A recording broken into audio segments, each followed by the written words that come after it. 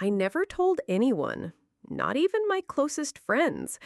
But seeing him have free time while I was trapped at home with the baby made me feel a knot of resentment tighten in my chest.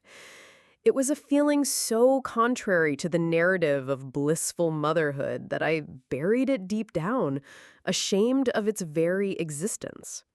From the outside, our life looked idyllic. A loving husband, a beautiful baby girl, a cozy home. Mark was a supportive partner, in his way. He worked hard, provided for us, and always offered to help out when he was home. But helping out, I was slowly realizing, was vastly different from sharing the load.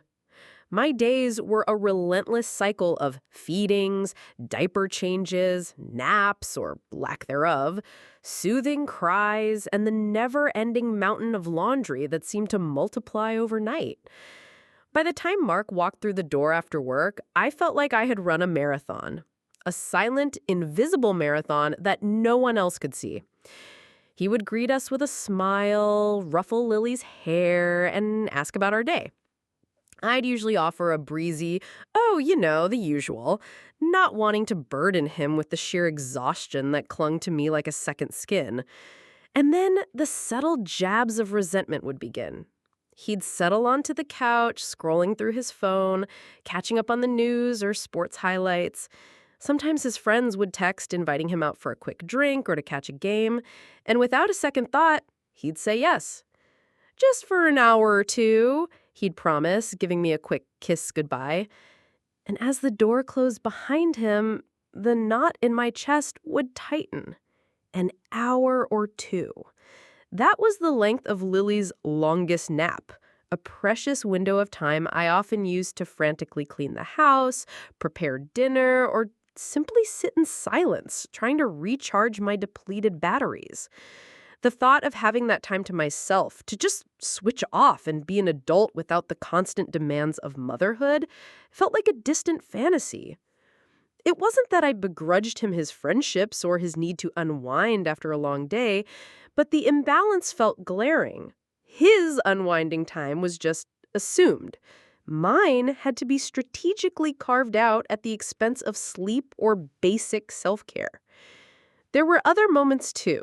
Weekends when he would decide to spend a few hours on a hobby, like working on his car in the garage or going for a bike ride. While I wholeheartedly supported his need for these outlets, a little voice inside me would whisper, what about my hobbies? What about my need to just be? The resentment wasn't constant, but it was a persistent undercurrent in our early parenthood. It was fueled by sleep deprivation, the feeling of being touched out, and the sheer monotony of some days. It was also fueled by the subtle societal expectations that still seemed to place the majority of childcare responsibilities squarely on the mother's shoulders. I felt guilty for feeling this way. Wasn't I supposed to be overflowing with unconditional love and joy? Wasn't this precious time with my baby supposed to be enough? Admitting to these resentful thoughts felt like admitting to a fundamental failure as a mother. So I kept it hidden. I smiled and nodded when he made plans with his friends. I encouraged his hobbies. Inside, though, a tally was being kept, a silent ledger of unequal distribution of leisure time and personal freedom. One Saturday morning, Lily was particularly fussy. She had been up most of the night with a tummy ache, and by 9 a.m. I was running on fumes, covered in spit up and desperate for a shower. Mark, who had enjoyed a full 8 hours of sleep, suggested he go out to pick up some groceries. Great, I said, trying to sound enthusiastic. Maybe grab me a coffee while you're out? He readily agreed, kissed us both goodbye, and headed out the door. An hour later, he returned with the groceries and a new video game he had been wanting. He excitedly started setting it up, oblivious to the dark circles under my eyes and the way I was rocking a still fussy Lily with barely contained exhaustion. That was a particularly sharp sting. The coffee was forgotten. My need for even a moment of uninterrupted quiet was completely overlooked. his leisure took precedence, as if it were the natural order of things. I retreated to Lily's room, the knot in my chest tightening into a painful cramp. It wasn't just about the coffee or the video game.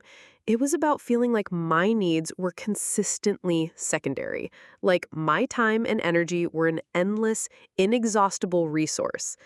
I rocked Lily and tried to soothe my own frustration. I knew Mark loved us. I knew he wasn't intentionally trying to make me feel this way. But the lack of awareness, the assumption that his free time was a given while mine was a luxury, it was slowly eroding my sense of partnership. The turning point, as it often is, came from an unexpected source. A conversation with another new mom. We were at a play date, both of us looking slightly disheveled and surviving on lukewarm coffee. She confided in me, her voice hushed, about feeling resentful towards her husband who seemed to have effortlessly maintained his pre-baby life. Hearing her words was like a dam breaking within me. Suddenly, I didn't feel so alone or so ashamed. This wasn't a unique failing on my part. It was a common struggle, a shadow lurking in the corners of many new motherhood experiences. We talked openly about the imbalance, the unspoken expectations, the difficulty of communicating these feelings without sounding accusatory or ungrateful. It was incredibly validating, a reminder that my emotions were real and understandable. That night, when Mark was relaxing on the couch after Lily had finally fallen asleep, I sat down next to him. This time, I didn't offer a breezy, the usual when he asked about my day. I was honest. It was a really tough day, I said, my voice tired but steady. Lily was fussy, and I barely had a moment to myself. He listened, his phone now resting on the cushion beside him.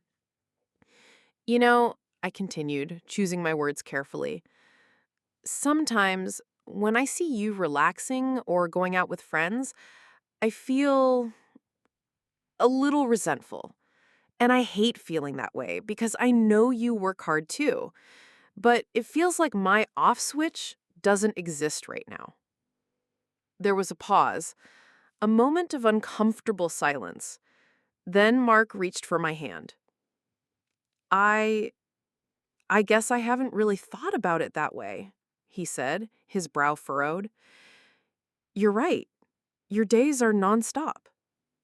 That simple acknowledgement felt like a weight lifting. I wasn't being unreasonable or selfish for feeling the way I did. He had heard me. He had seen me, even in my messy, sleep-deprived reality. We talked more that night, honestly and openly, about the division of labor and leisure in our new life. It wasn't a quick fix, but it was a crucial first step. It wasn't about keeping score or assigning blame. It was about fostering a deeper understanding of each other's experiences. The resentment didn't vanish overnight, but it started to dissipate, replaced by a growing sense of partnership and mutual respect.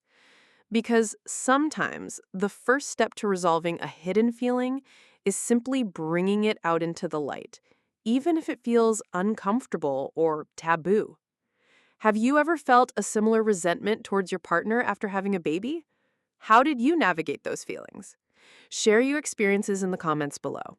And if this story resonated with you, you might also find comfort in our story about the challenges of feeling unseen and unappreciated for your daily efforts by clicking the video on your screen now. You are not alone in this journey.